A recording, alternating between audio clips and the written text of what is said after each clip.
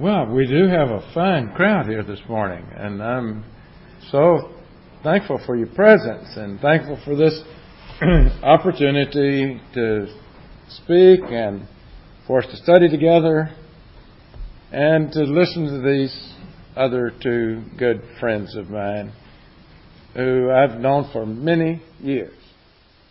I'm always particularly glad to have Bob on the same program with me because then I can be the youth minister.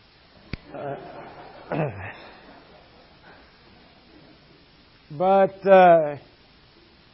I will be quite respectful of our time limits this morning.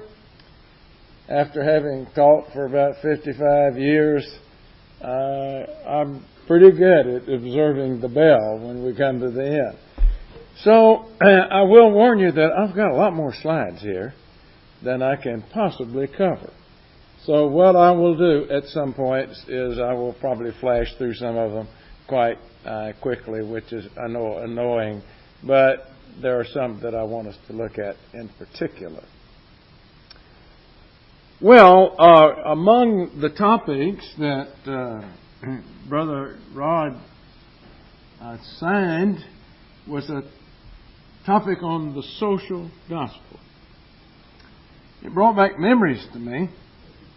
First time I ever remember speaking on this subject was in 1960 on the Florida College Lectures, and I know Bob was there. So I went and tried to find a copy of my lecture that I'd given in 1960, and I couldn't find one. So we're going to be starting from scratch, and I'm going to talk a bit historically about the social gospel movement, which really was kind of three reactions of American churches in the period from 1870 to about 1920. And the clash that it presented in American Protestantism when these new ideas came along. Now, part of my problem about talking about this, I'm going to be very much in a teaching mode here this morning, is, I've written a lot about this. These two books on the American Restoration Movement, the first called Quest for a Christian America, 1800-1865, and a second book called The Sources of Division in the Disciples of Christ, 1865 to 1900. I have 3 chapters in this book on the social gospel. And so it is a little hard to condense that and the significance of that. But when I gave that lecture at Florida College in 1960, I was in the midst of writing these. I was still a graduate student, and wrote these 2 volumes, which are called A Social History of the Disciples of Christ. And what that implied was that these new social ideas about how churches ought to behave had an impact on the Restoration Movement, on those who were seeking to go back and just be primitive New Testament Christians. And so I will look with you for just a few minutes this morning about the implications of this movement and how it impacted those who had set out to say what we want to do is just be primitive New Testament Christians. That is an idea that I also have done a lot of study of, and that is the idea of going back and just being the primitive church. And I'll just introduce that concept to say that's what the social gospel does. It challenges this old idea that what Christians need to do is go back and just be like New Testament churches. And of course that's the lesson that I want us to get out at the end of this session this morning. This is an idea that has been widely studied by American church historians. I participated in a couple of high-level academic conferences on The American Quest for the Primitive Church, the first one in 1986, I believe. That was published in 1988 by the University of Illinois Press. It was interesting. There were scholars present at these conferences presenting papers from really just about every major university in the country, because all of them have programs in American religious history, and all of them are quite conscious that the root of American religious thinking is in this idea of going back and being a primitive church. Well, that's what I said in my closing address. Is one indelible impression I take away from this conference is that the restoration ideal has been a powerful motif. In fact, it may be the most vital single assumption underlying the development of American Protestantism. Equally important, the restoration ideal continues as one of the most compelling ideas in modern Christianity. All over the world, millions of Christians still seek a restoration of the church's lost purity. So now that's the setting for American churches when the social gospel movement comes along after the Civil War. They almost all, this was the second of those conferences, the primitive church in the modern world, and the scholars at that conference, it was interesting how they traced this idea that it was in all American denominations, whether it's Presbyterians or Methodists or Baptists, that they all had this concept that what churches ought to be is they just ought to be the kind of spiritual institutions that you find in the New Testament. So that concept is around. It also has been around throughout Christian history, and wish we had time to pursue that. But American religion, up until the 1870s, was pretty largely based on this Puritan base that had been formed around this concept that what we need to do is go back and just be the primitive church. As this English Puritan leader and martyr, John Hooper, said, nothing should be used in the church which has not either the express word of God to support it, or otherwise is a thing indifferent in itself. And so this idea that what churches were is churches were just institutions that were supposed to do the things that New Testament churches had done. That's my list, by the way, which we'll come back to at the end of the session. If you want to find out what a New Testament church was, actually the only way I know to do that is to read the New Testament. And every time you read something about one, you just make a note of that. And when you get done, you draw a line and add that up. And that's what we know about what a New Testament church was. That's not a unique idea with me. Actually, I can find people for hundreds of years back into history who had lists that look just like mine. That's the dominant approach to church authority since the Reformation at least, and probably before.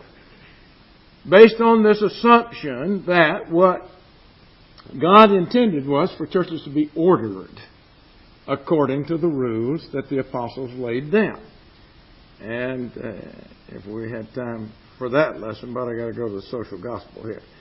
But that's a principle that is stated many times in the New Testament, that the apostles set in order what churches were to be. These two passages in 1 Timothy 3 and Titus, the first chapter, quite familiar to us. Both of them come after instructions have been given about the appointment of elders and deacons in local churches. And you remember that 1 Timothy 3:15, which we quote many times, but if I tarry long, that thou mayest know how thou oughtest to behave thyself in the house of God, which is the church of the living God, the pillar and ground of truth.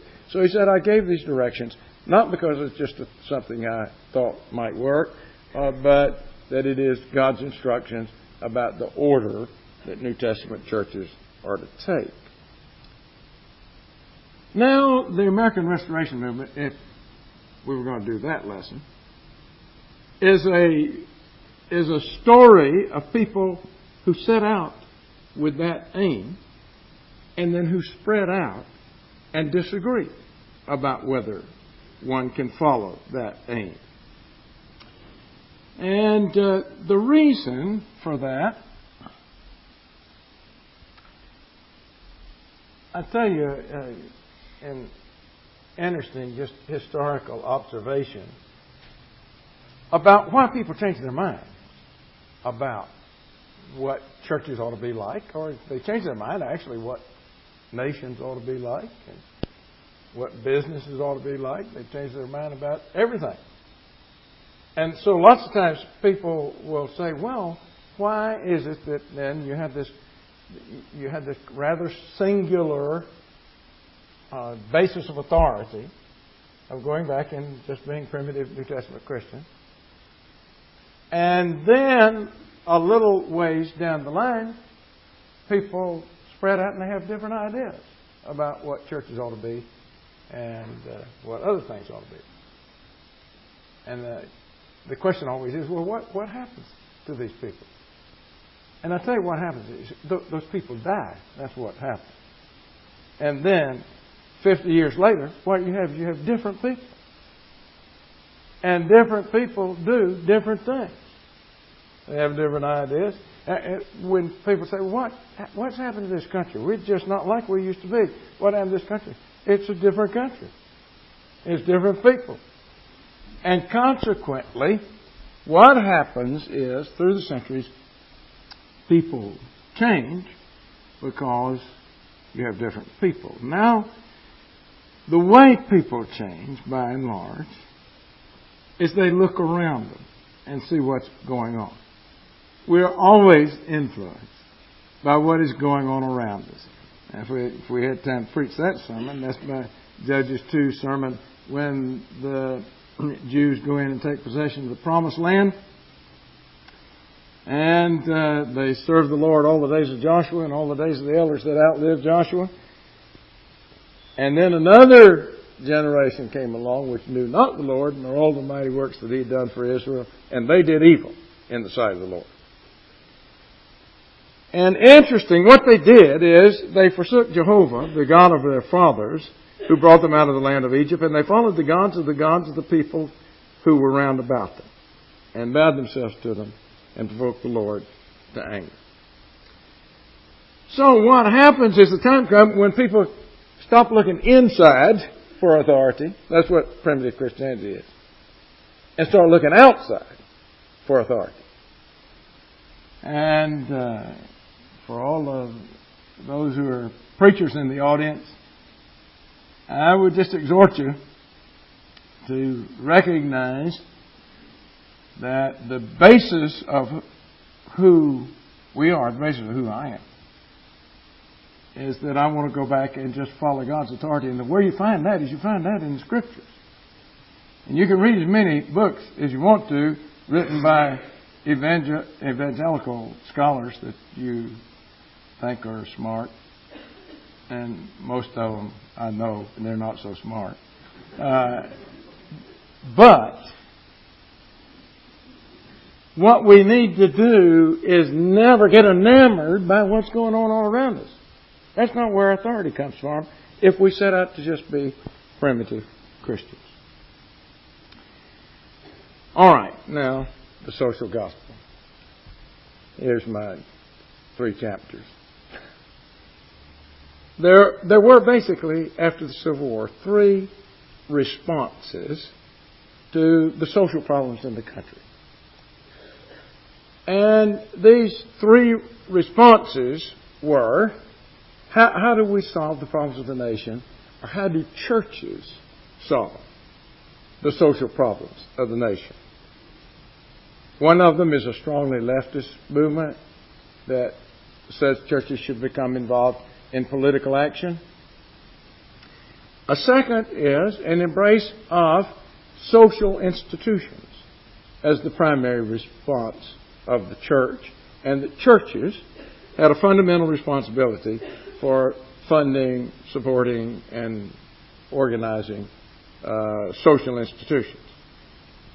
Whereas other people continue to insist that the mission of the church is spiritual, and that its New Testament description is not a social gospel, but rather a spiritual gospel designed for the salvation of those who are part of the kingdom of God. Now, here, I'm going to skip through some slides. The classic social gospel was an ecumenical movement that banded American churches together in 1905. 33 denominations, the largest denominations in the country, banded together as essentially political social reform institutions. A World Council of Churches is founded in 1948. The Federal Council of Churches changes its name to the National Council of Churches in America in 1950. These bodies, by and large,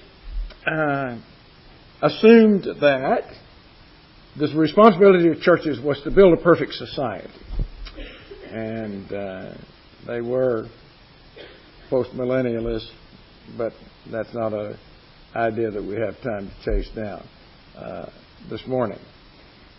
The most famous theologian of the social gospel was a Baptist preacher named Walter Weissenbusch, who lived in Rochester, New York.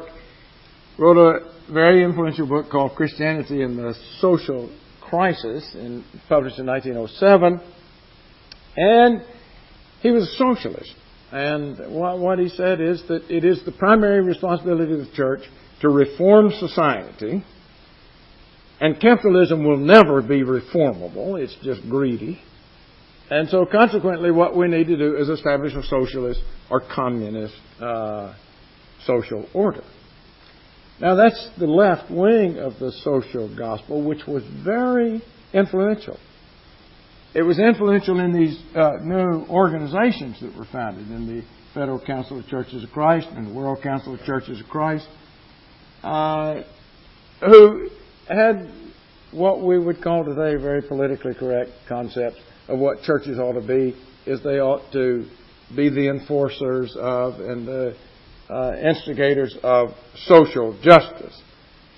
They wrote a social creed in 1908, which said, to us it seems that the churches must stand for equal rights and complete justice for all men in all stations of life. Now, there are a number of variations of that. There's been a later social creed published in 2007 that just says that the mission of the church is to generate social justice and to address the great questions of our day of poverty and the rights of all classes and global warming and whatever. And that has been assigned for social gospelers as the mission of the church. They frequently appeal to Old Testament prophets and their calls for justice, which are, of course, calls that still address God's nation of Israel, which is His people. Well, all right, so much for that. There's a second version of the social gospel that was put forth by more conservative scholars and preachers who embraced this idea that the church was founded with a fundamental social mission. And that consequently what was needed was for churches to build institutions and organizations for social causes to help the poor. Now, and a lot of organizations, benevolent and social organizations, date from this period, including YMCA, YWCA, and various rescue missions, Salvation Army. That really changed the nature and the look of American churches after the Civil War. It introduced the concept, which was called then the institutional church. That is, that a church ought to be the supporter of institutions, the builder of institutions, and to be an institution itself. Now, it's interesting, these two pictures are. This top picture is the first Puritan meeting house. And Up until 1860, any church building that you find historically, architecturally, was just a meeting house, because that's what churches did. And the idea of the church becoming a social service center really comes out of this movement, out of the social gospel movement. So that at the bottom we get the emergence of churches that establish schools for immigrants and that created medical dispensaries and food distribution centers and all kinds of other social service institutions. As opposed, and many of them viewed this as that this is the way that God had determined that He would save people. That you had to be a social service center in order to attract people and to save them.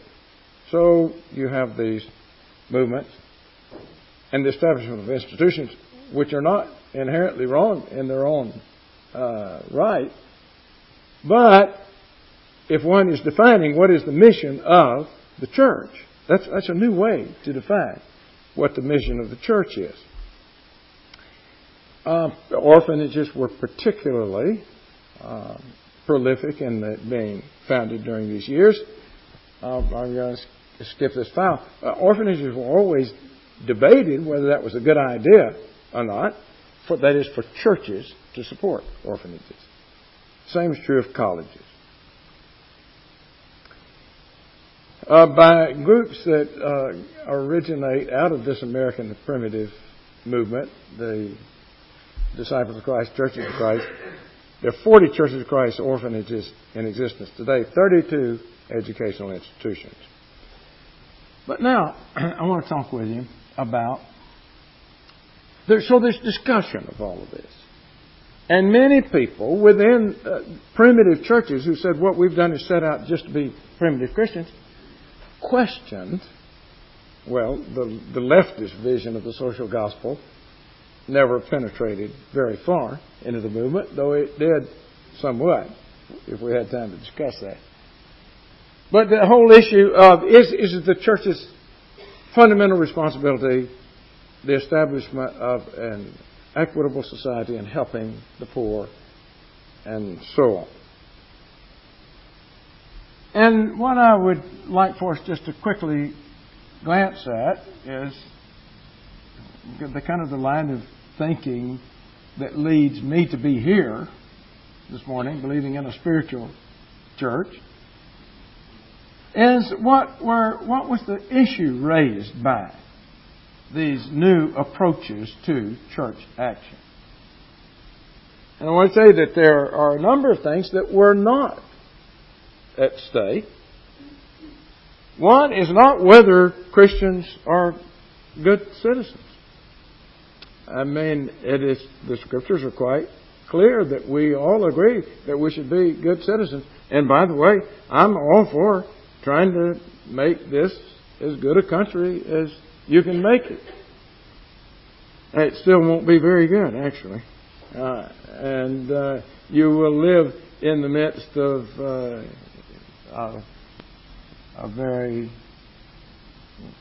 corruption and our inability to make a perfect society.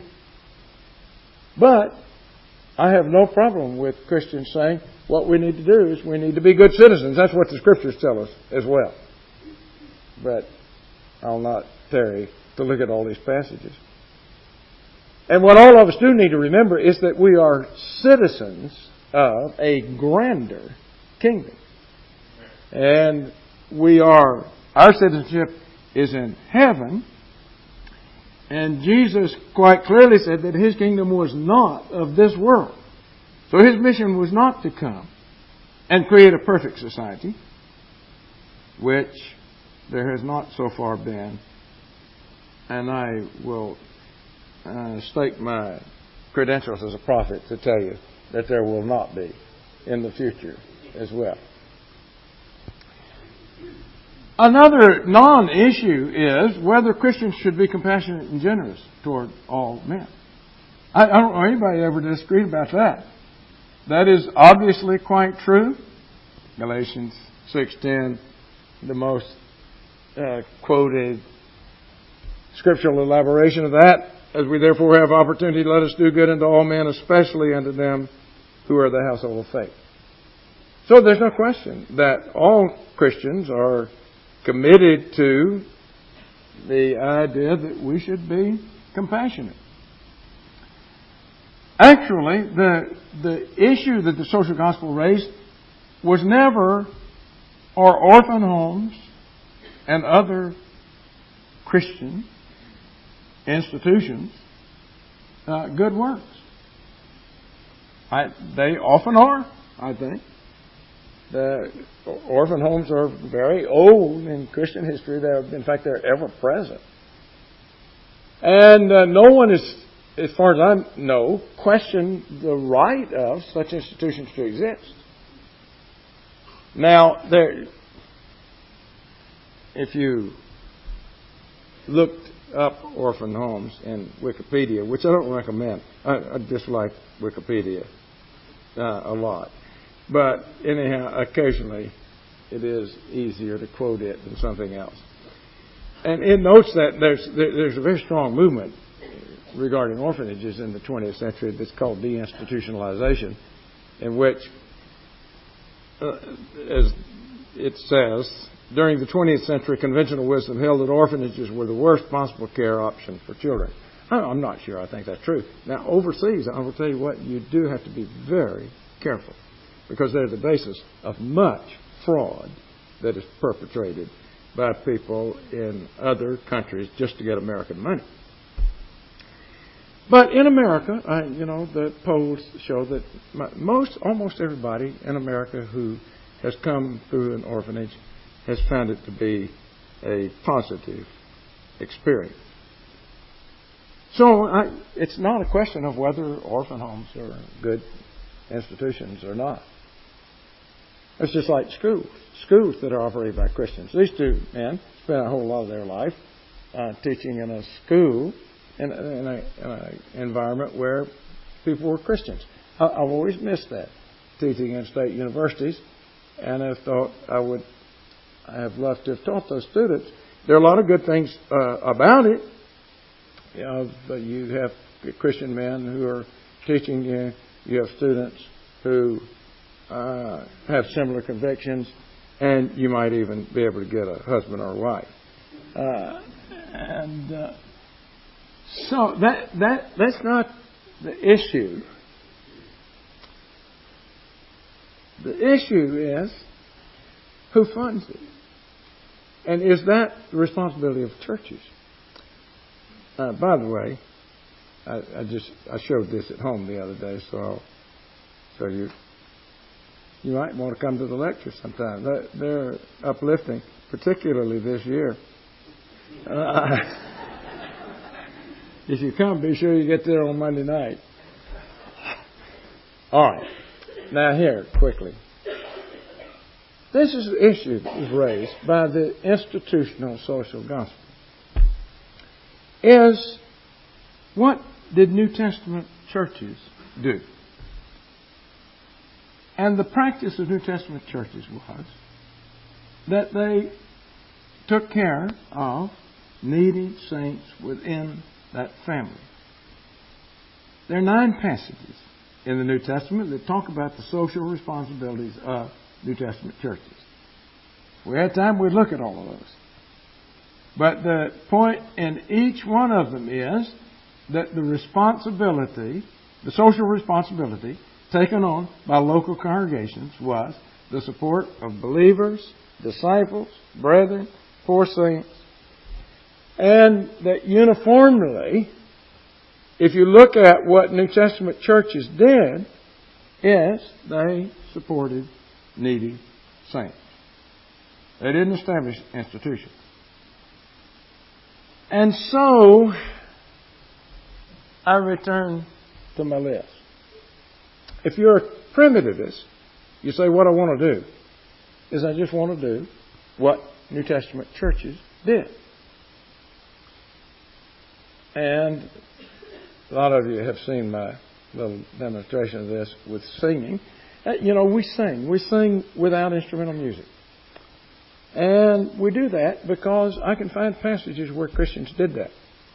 And by the way, the early post-New Testament data is uniform in that practice. But you can ask the question, should we really make a fuss about that? About whether you sing with or without instrumental music? It seems pretty trivial and minor to me. It does to me too.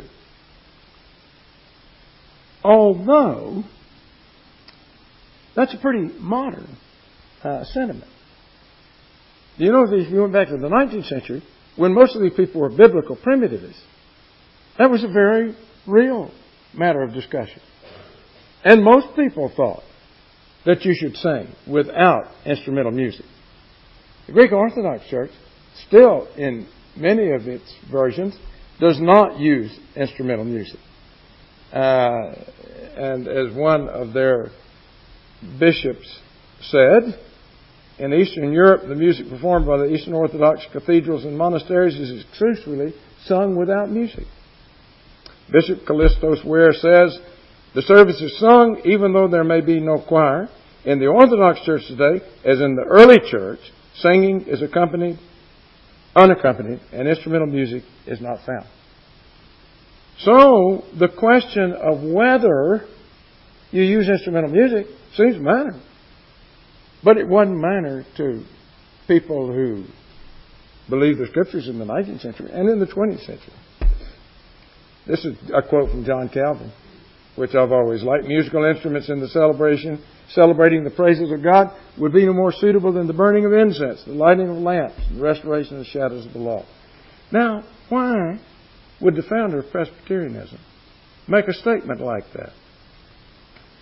And the answer is because in the Westminster Confession of Faith in 1636, the proposition concerning the Scriptures is the whole counsel of God concerning all things necessary for His own glory, man's salvation, and faith in life is either expressly set down in Scripture or by good and necessary consequence may be deduced from Scripture, unto which nothing at any time is to be added, whether by new revelations of Spirit or traditions of men. Now, if that's what you believe about the Scriptures, then that's what you believe about singing. And so, Wesley's comment is also classic. I have no objection to instruments of music in our temples, provided they're neither heard nor seen. So, that issue seems trivial, but that issue is fundamental. That issue of whether I'm going to be a primitive New Testament Christian determines what I do when I worship. I do what I can read New Testament churches doing. When I read my 9 passages of what New Testament churches did in terms of social relief, there are all kind of extraneous roads that one can run down. But the question is, well, does that really matter? Is that important? Seems pretty narrow-minded to me. But that's the issue I'm not willing to give up. If you want to be a primitive New Testament Christian, then you are bound to do what was done by the ordering of the churches by apostolic authority in the New Testament. Is that it? Yeah, I think that's pretty much it.